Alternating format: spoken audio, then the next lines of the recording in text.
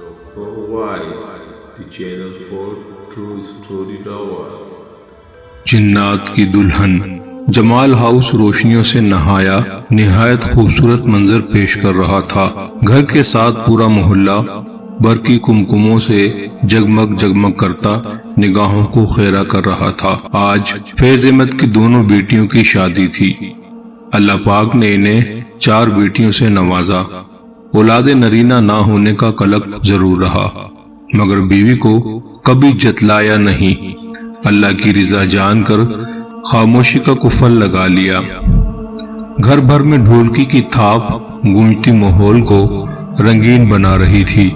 بڑے بوڑھے سب کی جملہ بازیوں سے محفوظ ہوتے خوش گپیوں میں مصروف تھے۔ فیضان ماموں اسد اللہ بھتیجے نے انہیں باہر سے آواز لگائی، نکاح خواں آ چکے ہیں اور اندر آنے کی اجازت چاہتے ہیں۔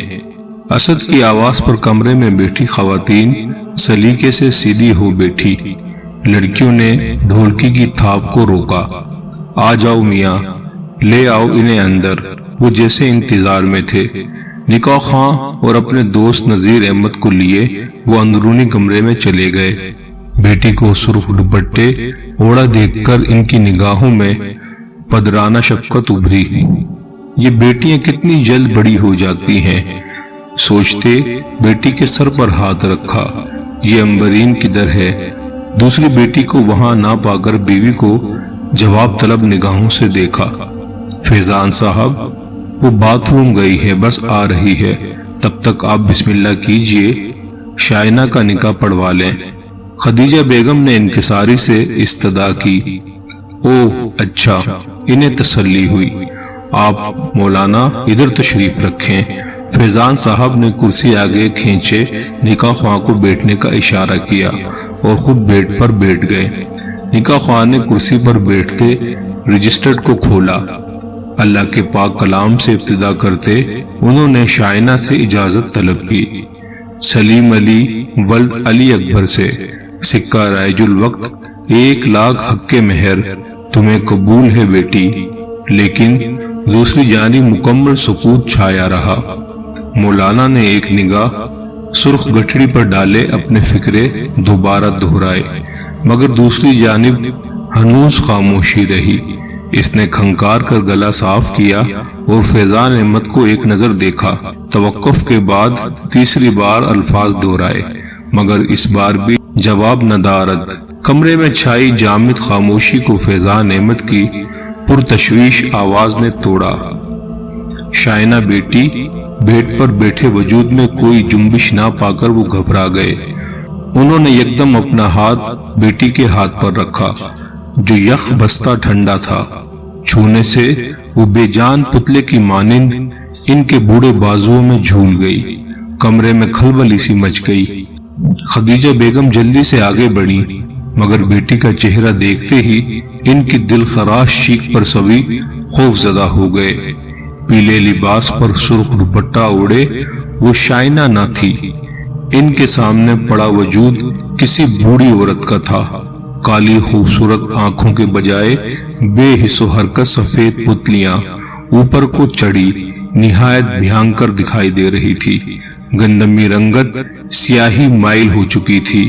شائنہ عجیب ہیبت ناک عورت کا روپ دھار چکی تھی۔ ایک تو یہ سسرال والے نہ جانے کس مٹی کے بنے ہوتے ہیں، کتنی منتوں ترلوں سے کسی کی بیٹی کو بہو بنا کر تو لے جاتے ہیں، مگر بیٹی نہیں بنا سکتے، بہو بھی بنا کے رکھتے ہیں۔ جادوگر کہیں کے۔ جہاں آرا نے جلے کٹے انداز میں بولتے نیہا کو گھورا۔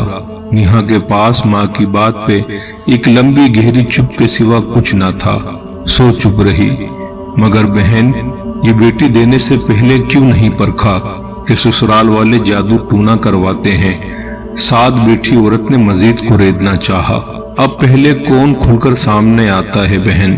شادی سے پہلے جو تھوڑی بہت معلومات ہوئی بھی تو رشتے کا لحاظ رکھتے لاپرواہی برت لی کہ دنیا میں بڑے بڑے لوگ خراب ہوتے ہیں مگر وقت کے ساتھ ساتھ ٹھیک بھی ہو جاتے ہیں۔ مگر ہم نہیں جانتے تھے کتے کی دن 100 سال بعد بھی ٹیڑھی ہی رہتی، کبھی سیدھی نہیں ہو پاتی۔ ناک سکیڑے مزید بھڑاس نکالے گئی۔ اب بتاؤ بہن، یہ کوئی عمر ہوئی پیروں فقیروں کے آستانے پہ حاضری دینے کی؟ ٹونے ٹوٹ کے ساس اور رندے کریں اور علاج معالجے کے لیے ماں باپ دھکے کھائیں۔ پیر شاہ کے مزار پر بیٹھے وہ بیٹی کے سسرال کو کوسنے لگی۔ 3 سال ہو چکے تھے انہیں مختلف جگہوں پر دھکے کھاتے۔ ساس اور نند نے نہ جانے کیسا جادو کر رکھا تھا کہ نیہا کی حالت میں سدھار نہیں آ رہا تھا۔ ہر وقت کی طرح پریشانی نے انہیں تھکا مارا تھا۔ ڈاکٹروں کی سمجھ سے اس کی بیماری بالاتر تھی۔ آج بھی کسی کے بتائے ایڈریس پر وہ بیٹی کو لیے آ پہنچی۔ اب جبکہ وہ تمام بچوں کے فرائض سے فارغ ہو چکی تھی کہ نیہا کے مسائل سے اکتا گئیں، وہ جلی بھنی بیٹی کے سسرال والوں کو بے نکت سناتے یکدم چونکی۔ نیہا اور ساتھ بیٹی خاتون بھی اس نو وارد کو دیکھنے لگی۔ وہ 3 آدمی تھے جنہوں نے ایک نوجوان لڑکی کو تھام رکھا تھا۔ لڑکی پوری شدت سے خود کو چھڑانے کی تگودو میں تھی۔ وہ 3 مردوں سے سنبھالنی مشکل تھی۔ اسی دھکم بیل میں لڑکی کا نقاب الٹ گیا۔ وہاں بیٹھے سبھی افراد اسے دیکھ کر دہشت سے پیچھے ہٹ گئے۔ اس کی آنکھوں کی جگہ سفید چمڑی باہر کو نکل رہی تھی۔ منہ کا دہانہ اتنا کھل چکا تھا کہ پیچھے سے دانت کسی ڈرگ کولا کی مانند ابھرے ہوئے نظر آ رہے تھے۔ کھلے کالے لمبے بال پیچھے تک لہرا رہے تھے۔ وہ 21-22 سال کی دوشیزہ تھی جو نہایت تکلیف میں تھی۔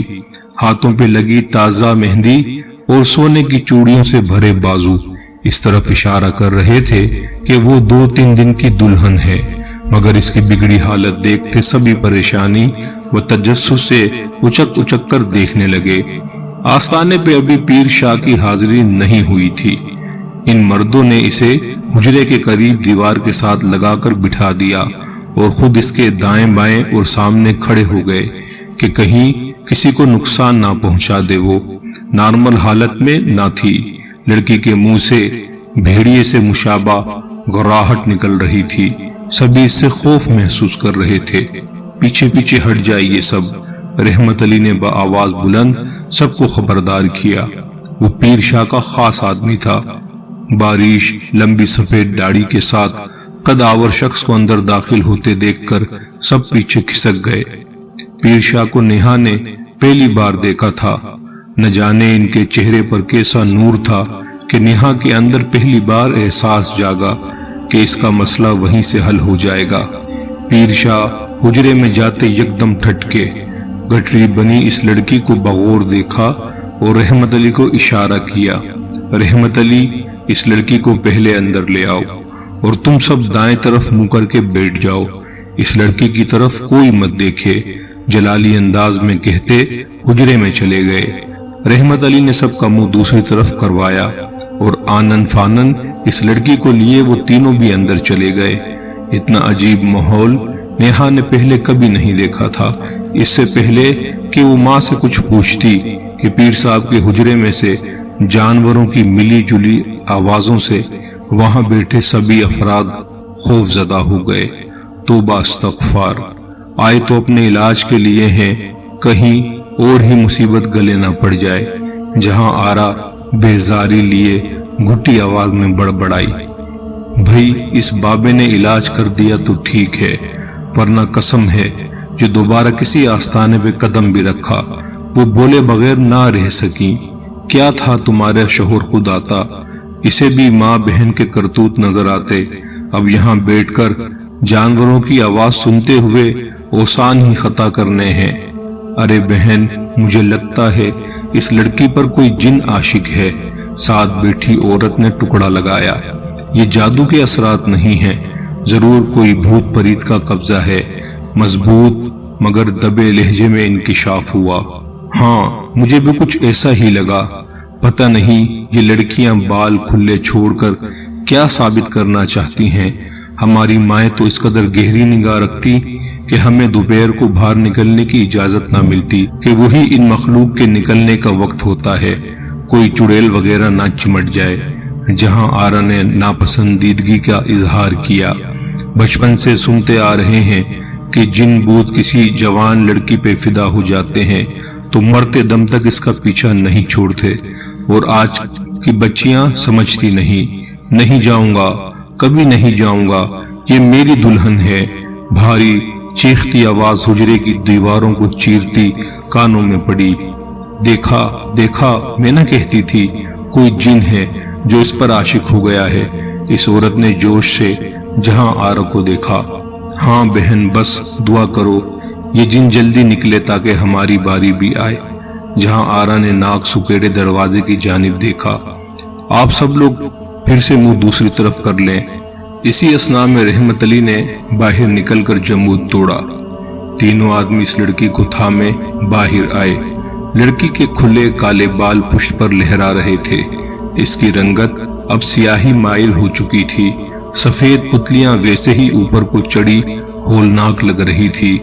اب لڑکی کے ساتھ عجب گندی بدبو کے بھبکے باہر نکلے۔ بدبو اتنی گندی تھی کہ سب کا بیٹھنا دشوار ہو گیا، مگر جو ہی لڑکی باہر نکلی تو گندی بسان بھی یکدم ختم ہو گئی۔